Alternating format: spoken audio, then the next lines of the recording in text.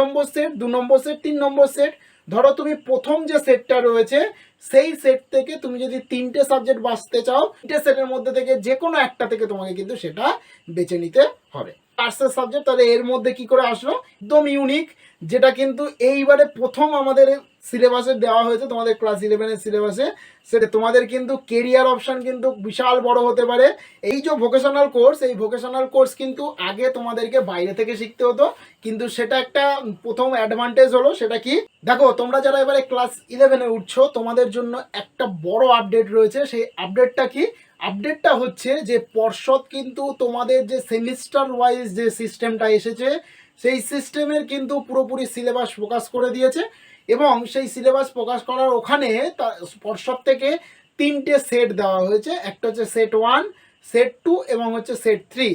এই যে 3টে সেট দিয়েছে, এই 3টে সেট কিসের জন্য দেওয়া হয়েছে? দেখো, তোমরা যারা স্টুডেন্ট রয়েছো, তোমরা এই 3টে সেটের মধ্যে থেকে যে কোনো একটা সেট থেকে 3টে সাবজেক্ট তোমাদেরকে বেছে নিতে হবে।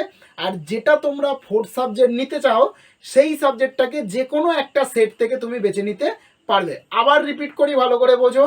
3টে সেট মানে 1 নম্বর সেট, 2 নম্বর সেট, 3 নম্বর সেট। ধরো তুমি প্রথম যে সেটটা রয়েছে সেই সেট থেকে তুমি যদি 3টে সাবজেক্ট বাছতে চাও, তবে ওই সেটের মধ্যে থেকেই তোমাকে 3টে সাবজেক্ট বেছে নিতে হবে। আর যে সাবজেক্টটাকে তুমি 4th সাবজেক্ট রাখতে চাইছো, সেই সাবজেক্টটা অন্য যে সেটগুলো রয়েছে, সেট 1, সেট 2, সেট 3, এই 3টে সেটের মধ্যে থেকে যে কোনো এক জায়গা থেকে কিন্তু ওই 4th সাবজেক্টটাকে নিতে পারবে। আর আজকের আমি তোমাদের সাথে এখন শেয়ার করব যে সেট 1 যেটা দিয়েছে, সেখানে কোন কোন সাবজেক্ট নতুন এসেছে সেটা নিয়ে আমি তোমাদের সাথে শেয়ার করব। তো দেখো, তোমাদের এখানে যে সেট 1টা দিয়েছে সেটা কি দিয়েছে দেখো, আমি একটু বলে দিই।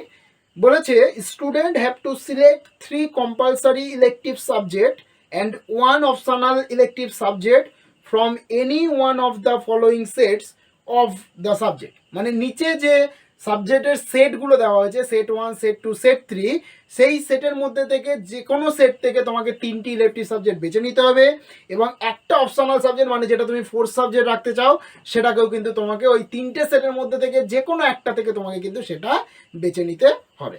ক্লিয়ার? এবার সেট 1-এ দেখো কি কি সাবজেক্ট আছে। সেট 1-এ প্রথমেই রয়েছে ফিজিক্স, তারপরে রয়েছে নিউট্রিশন, তারপরে সাবজেক্ট কি রেখেছে দেখো, কেমিস্ট্রি রেখেছে, ইকোনমিক্স রেখেছে, ম্যাথামেটিক্স রেখেছে, কিন্তু প্রত্যেকটাই আগে কিন্তু ছিল। তারপরে ফিজিওলজি রেখেছে, anthropology, agriculture, biological science, statistic, geography, computer science. এবার জিওগ্রাফিটা এখানে কিন্তু তোমাদের কোশ্চেন আসে যে এটা তো আর্টসের সাবজেক্ট, তাহলে এর মধ্যে কি করে আসলো? এটা নিয়ে আমি আগে কিন্তু ভিডিও করেছি, সেটা দেখে নেবে তোমরা। তারপরে দেখো কম্পিউটার সায়েন্স রয়েছে, তারপরে মডার্ন কম্পিউটার অ্যাপ্লিকেশন রয়েছে, তারপরে ডেটা সায়েন্স রয়েছে, যেটা কিন্তু এবারে নতুন দিয়েছে ডেটা সায়েন্স।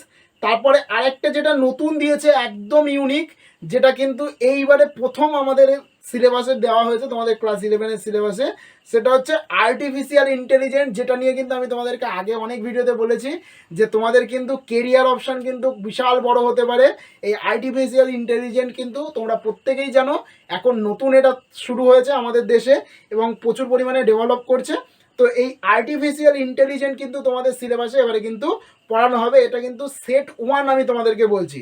আর লাস্টে যেটা দিয়েছে সেট 1-এ, সেটা হচ্ছে এনভায়রনমেন্টাল স্টাডিজ, এটা দিয়েছে। আর কিছু 1 ভোকেশনাল আউট অফ 13 সাবজেক্ট দিয়েছে। সেটা কি? এই যে সেট 1-এর মধ্যে থেকে তুমি যদি কোনো অপশনাল সাবজেক্ট বাছতে চাও বা ভোকেশনাল সাবজেক্ট বাছতে চাও, সেখানে কিছু কিছু দিয়েছে, যেমন অটোমোবাইল দিয়েছে, তারপরে হেলথ কেয়ার দিয়েছে, ইলেকট্রনিক্স দিয়েছে। এই এরকম বিভিন্ন ধরনের যে ভোকেশনাল সাবজেক্টগুলো হয়, সেই সাবজেক্টগুলো কিন্তু সেট 1-এর মধ্যে নথিভুক্ত। তো দেখো, এই যে ভোকেশনাল কোর্স, এই ভোকেশনাল কোর্স কিন্তু আগে তোমাদেরকে বাইরে থেকে শিখতে হতো, কিন্তু সেটা একটা প্রথম অ্যাডভান্টেজ হলো। সেটা কি?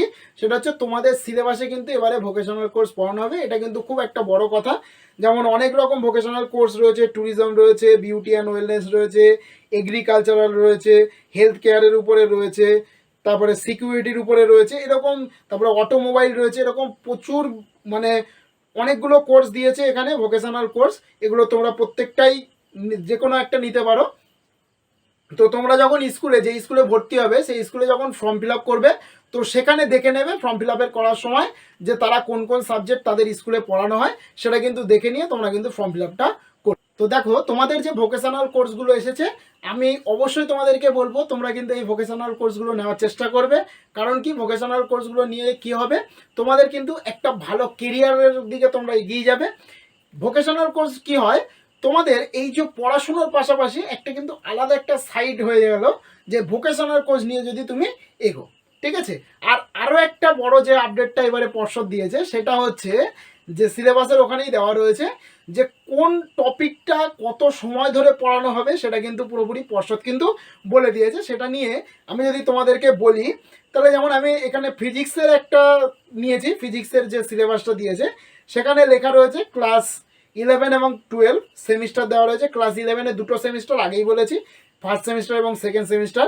এবং এখানে দেওয়া রয়েছে কন্ট্যাক্ট আওয়ার থিওরির জন্য ফার্স্ট সেমিস্টারে যে কন্ট্যাক্ট আওয়ার হবে ফিজিক্সের সেটা হচ্ছে 70 ঘন্টা, আর যে প্র্যাকটিক্যালের জন্য যেটা হবে সেটা হচ্ছে 30 ঘন্টা, ঠিক আছে। এই রকম করে কিন্তু যে এই যে কত সময় ধরে স্কুলের স্যারেরা তোমাদের সাথে কন্ট্যাক্টে থাকবে বা তোমাদেরকে ওই টপিকের উপরে ওই সাবজেক্টের উপরে কতক্ষণ ধরে বোঝাবে, সেগুলোও কিন্তু প্রত্যেকটা কিন্তু এই বছর কিন্তু পর্ষদ কিন্তু পুরোপুরি ডিটেলসে কিন্তু এখানে জানিয়ে দিয়েছে।